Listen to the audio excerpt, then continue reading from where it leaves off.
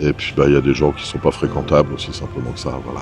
Il y en a un certain nombre, on va dire, en tout cas de ceux que j'ai vus, parce que je crois pas que j'ai vu les meilleurs. Hein. Il y a des discours qui sont un peu dérangeants parfois. Même en ayant un salaire, on va dire, moyen, normal et correct, j'ai juste pas les moyens de vivre en France, c'est simplement que ça. Donc pourquoi vivre en France en tirant le diable par la queue le 15 du mois, alors qu'on peut vivre beaucoup plus confortablement ici? Faut vraiment que je réponde à cette question.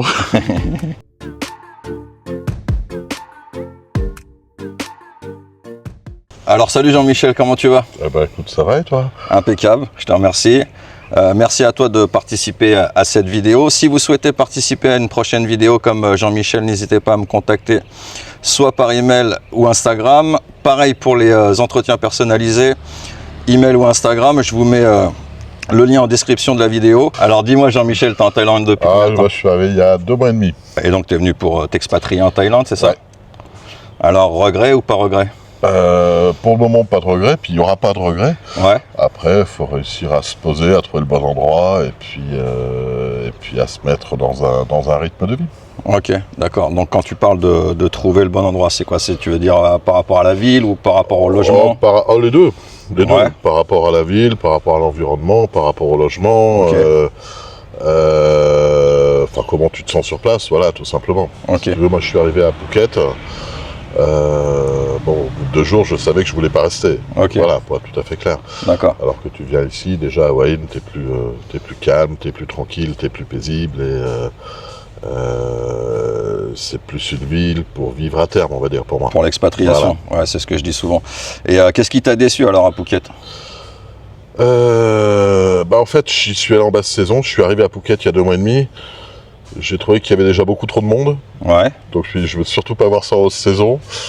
Et puis ensuite, voilà, c'est du touriste partout, quoi. Ouais, tourisme de masse. Voilà, c'est beaucoup trop de monde, beaucoup trop de touristes et beaucoup trop de circulation, c'est impressionnant, même en basse saison. Je voudrais pas connaître ça en haute saison. Donc je me suis pas senti bien là-bas, on va dire. Donc voilà. Et ton rapport avec la Thaïlande, alors c'est quoi? Au départ, quelle est ton histoire avec la Thaïlande? Aucune. Aucune? Aucune. C'est ta toute première fois? Non, je suis venu 3-4 fois avant. Ok. Voilà. Et au départ, en fait, moi je connais mieux le Vietnam et les Philippines. Et je voulais m'expatrier au Vietnam et aux Philippines. Et donc j'ai fait un petit voyage de 2 mois en Vietnam, Philippines et Thaïlande en début d'année, avant de m'expatrier définitivement, pour voir un petit peu comment m'installer, où m'installer, et puis pour voir les facilités au niveau des visas. Et en fait, c'est beaucoup plus compliqué au Vietnam et aux Philippines pour avoir un visa longue durée. Ouais. Donc j'avais postulé d'avoir un visa de travail, mais en passant par du portage salarial.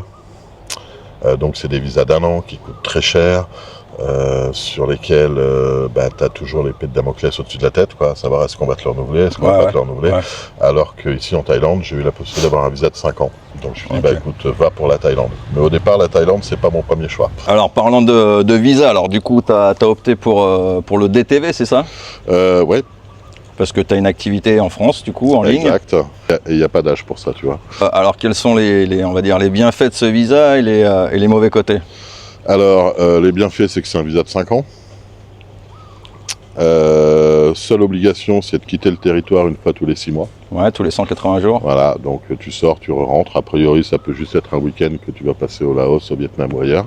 Intérêt, coût. J'ai payé quoi le visa? 350 € pour les 5 ans. Ouais, c'est donné. Hein. Bon. Donc voilà, et puis la seule obligation après qu'on a sur place, c'est d'aller pointer tous les 90 jours. Comme tous les visas en Thaïlande. Et pour moi, c'était tout l'intérêt, c'est d'avoir un visa longue durée. Voilà. Ok, et les méfaits alors? A priori, effectivement, c'est un visa qui n'est pas un visa résident, donc impossibilité d'ouvrir un compte en banque ici. Ok. Voilà. Donc quand tu y as été, ils t'ont dit non, monsieur. Non, visa DTV, c'est niet. Ouais. Voilà. Ok. Donc c'est un visa non résident. En fait, je suis pas touriste, je suis pas résident, je suis un peu entre les deux avec ce visa. Mais bon, voilà, jusque-là, c'est vraiment la seule problématique, c'est le compte en banque. Okay. Voilà, donc obligé de se débrouiller avec du Western Union, les cartes bleues, etc. Enfin, pour le quotidien, ça le fait, il n'y a pas de souci majeur. Et ton avenir en Thaïlande, alors tu le vois comment? Oh là, aucune idée. Au jour le jour, ça va et ça va. Pour le moment, je suis bien ici. Je vais essayer d'aller faire des sauts de puce un petit peu à droite, à gauche. Donc tu vois, le mois prochain, je vais passer 2 semaines à Chiang Mai. Je vais aller voir ce qui se passe à Khon Kaen.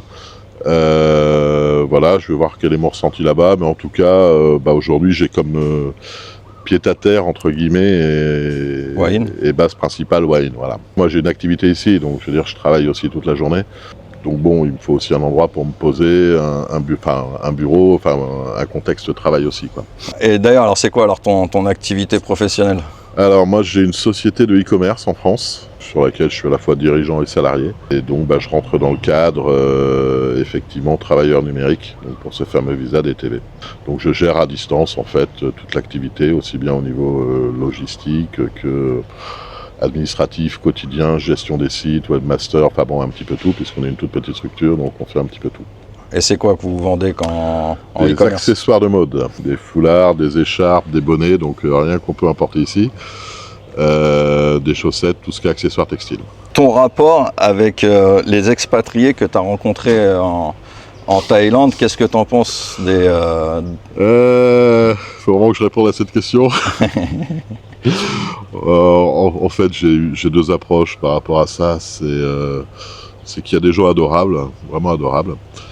Et puis il y a des gens qui sont pas fréquentables, aussi simplement que ça, voilà. Ouais, à ce point-là? Ouais, à ce point-là, ouais. Par rapport à quoi?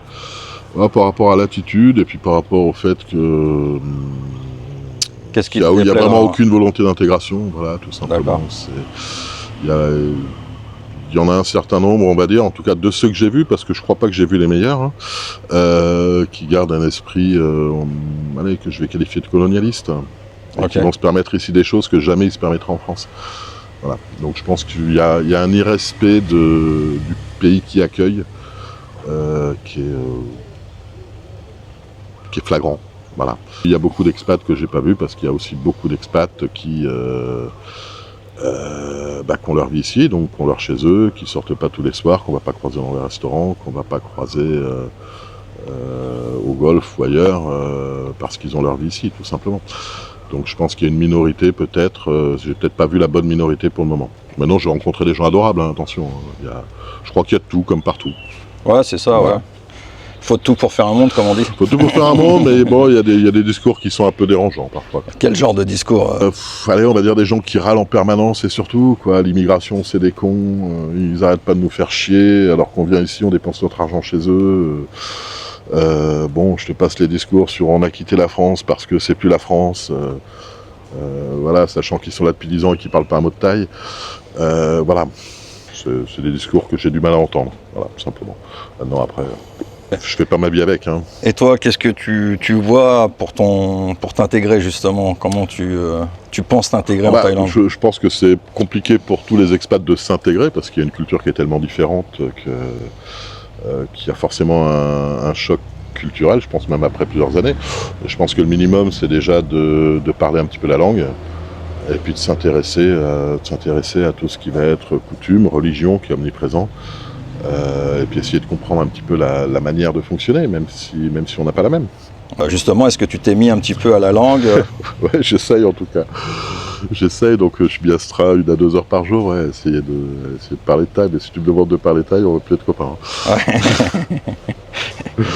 Ou alors je vais te dire, voilà. Kun Swai Mak. What? Kun Lor Mak. C'est mieux, c'est mieux. Par rapport à ton budget, qu'est-ce que tu as prévu, toi, en Thaïlande? Je commence à l'affiner, mon budget. Ouais. Voilà, si tu veux, moi commence à faire des réglages. Ouais, un petit peu quand même. Mais si tu veux, moi je me fixe un budget entre 1200 et 1500 tous les mois. D'accord. Qui permet de vivre, je pense qu'avec moins tu vis correctement. Mais bon, c'est vrai qu'aujourd'hui j'ai pas un logement qui est permanent. J'ai un scooter qui est en location. Et puis c'est vrai que je sors un petit peu aussi quand même, parce que c'est un petit peu aussi la découverte. Donc le budget est dans ces eaux-là, mais je pense qu'effectivement avec 1000 €, tu peux vivre très très très correctement ici. Ouais. Ok. Tu payes combien toi de logement? Là je suis dans un guest house pour le moment, je paye 7000 bahts par mois, ce qui est plutôt raisonnable. Et puis après, le problème ici en Thaïlande, c'est qu'il n'y a rien qui est très cher. Donc on dépense jamais beaucoup, mais par contre on dépense souvent. C'est ça, ouais. Voilà. On est plus facilement tenté. Voilà. Mais bon, après, de toute façon, j'ai pas les moyens de flamber, pas tout à fait clair. Mais bon, c'est vrai que tu sors un billet de 1000 bahts, tu te dis, il me fait la journée, il te fait la journée. Hein. Après, tout dépend où tu vas manger, tout dépend comment tu veux vivre au quotidien, hein, aussi simplement que ça. Mais enfin, très honnêtement, tu vas dans un petit restaurant ici, je veux dire, entre 50 et 100 bahts, et tu manges très bien, quoi. Justement, nourriture, est-ce que tu as, par rapport, tiens, toi qui connais plutôt bien le Vietnam, si j'ai bien compris, correctement, on va dire. Pour toi, qu'est-ce qui te convient le mieux? La bouffe en Thaïlande, c'est quoi la différence avec le Vietnam? J'en vois pas énormément. Peut-être plus épicé, là? Ouais, c'est un peu plus épicé. Oh, enfin, au Vietnam, ils y vont aussi. Non, c'est un peu plus épicé. C'est un petit peu plus varié, peut-être, ici, qu'au Vietnam. Tu trouves plus de choses ici qu'au Vietnam. C'est-à-dire que ici, tu trouves pas que du Viet, tu trouves pas que du Thaï, pardon, excuse-moi. Tu vas trouver de la pizza, tu vas trouver des restaurants français, tu vas vraiment trouver. On est dans une petite ville ici, hein, donc que tu le trouves à Bangkok, ça m'étonne pas, mais effectivement ici dans une petite ville et tu vas trouver toutes les cuisines. Je suis encore en période de découverte, adaptation, voilà, donc pour le moment, on est forcément bien en Thaïlande. Hein. Voilà, les gens sont souriants, les gens sont agréables. Honnêtement, j'ai vraiment jamais eu de problème avec qui que ce soit ici. Tout m'a l'air assez facile, même l'immigration pour être honnête. Donc il y a un rythme de vie auquel on se fait très très vite et très très bien. On s'est mis un petit peu à l'abri, là. Merci. On s'est fait surprendre par la pluie. Alors dis-moi, pourquoi est-ce que tu as voulu quitter la France? Et depuis quand tu es parti de la France? Ça fait pas loin de 10 ans, 8 ans que je suis parti de France. Donc avant de venir ici, j'étais en Pologne. Donc j'étais résident en Pologne, j'avais ma compagne qui était polonaise, donc j'habitais en Pologne pendant 7 ans. Et puis ça tombe bien parce que j'avais aucune intention de rester en France en revenant. Donc c'est pour ça que je me suis expatrié ici, tout simplement. Donc pourquoi avoir quitté la France? Deux raisons. Hein. La première raison financière. À savoir qu'aujourd'hui, moi en revenant en France, je suis célibataire, sans enfant à charge. Donc même en ayant un salaire, on va dire, moyen, normal et correct, j'ai juste pas les moyens de vivre en France, c'est aussi simplement que ça. Prendre un logement, les soins, les transports, la voiture, tu mets tout bout à bout, voilà, c'est compliqué. Donc pourquoi vivre en France en tirant le diable par la queue le 15 du mois, alors qu'on peut vivre beaucoup plus confortablement ici? Voilà, je comprends pas. Donc moi j'ai fait mon choix. Et puis deuxième raison, après c'est tout simplement le climat social qui est en France, qui est juste insupportable.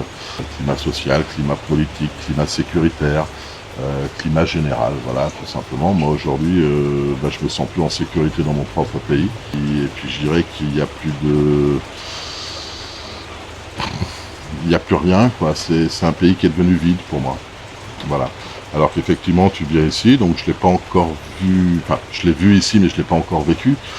Mais bon, voilà, ici, les gens te parlent, les gens s'entraident, la famille a de l'importance, les règles ont de l'importance. Voilà, il y a des valeurs qui n'existent plus chez moi, tout simplement, donc je vais chez les autres. Okay. Pour essayer de retrouver ça. Et ici, justement, alors par rapport à ton train de vie, on va dire, enfin à ton pouvoir d'achat, tu as senti une réelle différence? Il n'y a pas photo. Il n'y a pas photo. Maintenant, après, si tu fais pas attention ici, tu peux dépenser beaucoup plus qu'en France. Ça dépend comment tu as envie de vivre. Maintenant, si tu veux vivre simplement, entre guillemets, donc ne pas avoir une maison avec piscine et jacuzzi, ne pas aller dans les grands restos tous les soirs, mais vivre comme tu vivrais en France, tout simplement, tu vas diviser ton budget par 3, quoi. Ouais. Et niveau sécurité, pareil, tu as senti une vraie différence? Pour moi, j'étais déjà venu en Thaïlande, même à Bangkok, très honnêtement, je me suis baladé un peu partout dans Bangkok, et je me suis jamais senti en insécurité, quoi. Jamais.